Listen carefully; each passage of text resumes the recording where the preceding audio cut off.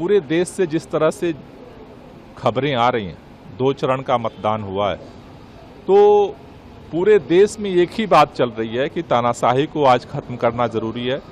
संविधान को अगर बचाना है, तो देश को अगर बचाना है, तो पूरे देश में जनता के बीच में एक ही लहर है कि इस तानाशाही सरकार को अगर आज नहीं हटाया गया तो कल इस देश में कोई भी बोल नहीं पाएगा, चाहे वो छात्र हो, नौजवान हो, किसान हो, मजदूर हो, कोई भी तबका हो, अगर उसको दुख दर्द होगा वो बोल नहीं पाएगा। इसलिए संविधान को बचाने के लिए, लोकतंत्र को बचाने के लिए पूरे देश में लोग इस तानाशाही को हटाने के लिए वोट कर रहे हैं। गुजरात में भी हमें भरोसा है कि इस बार बड़ा परिवर्तन होगा और इंडिया गठबंधन इस बार जो है यहाँ पर अपनी मजबूत उपस्थिति और जीत दर्ज करेगा।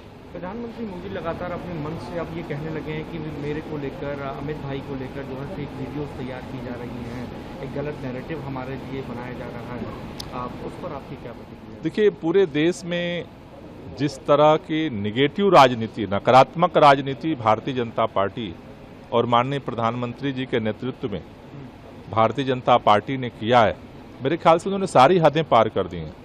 चाहे वो इस तरह के नकारात्मक प्रचार हो और चाहे जिस तरह से पूरे अपोजिशन को उठा करके जेल में डालने का हो, चाहे जिस तरह से ईडी, सीबीआई, आईटी का दुरुपयोग करके पैसा उगाही करना हो या लोगों की आवाज बंद करना हो, तो नकारात्मक राजनीति की सारी हदें तो भाजपा ने पार की हैं और आज उसी से उनको डर लग रहा है, क्योंकि जनता 5 साल तो चुप थी, लेकिन अब उसे वोट देने का अवसर मिल रहा है और वो वोट की ताकत से इस तानाशाही के खिलाफ अपना विरोध दर्ज कर रही है और इससे भाजपा डरी हुई है।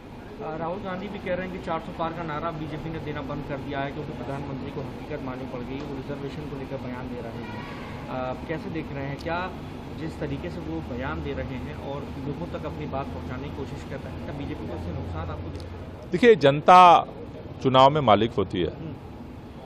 2 चरण के मतदान ने ये पूरे देश को संकेत दे दिया है कि तानाशाही हारने जा रही है इस चुनाव में और संविधान, लोकतंत्र और देश से जो लोग प्यार करते हैं, अपने हक के लिए जो लोग लड़ाई लड़ रहे हैं, वो उनकी जीत होने जा रही है। एक नई कंट्रोवर्सी सामने आई है सर, प्रज्वल रेवन्ना को लेकर। हाल में एक वीडियो भी आया जिसमें प्रधानमंत्री उनके लिए वोट मांगते हुए नजर आ रहे हैं। पूरा विपक्ष अब एक तरफ हो गया उस मामले पर, आप उसको कैसे? नहीं, बात ये पक्ष विपक्ष की नहीं है, ये तो हमारी सामाजिक मर्यादा का प्रश्न है।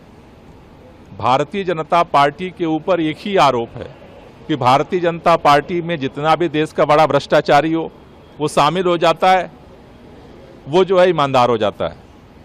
महिलाओं के साथ जिस तरह की ये घटना सामने आई है, क्योंकि वो एनडीए में शामिल है इसलिए मोदी जी प्रचार उसका करते हैं और वो सही हो जाता है।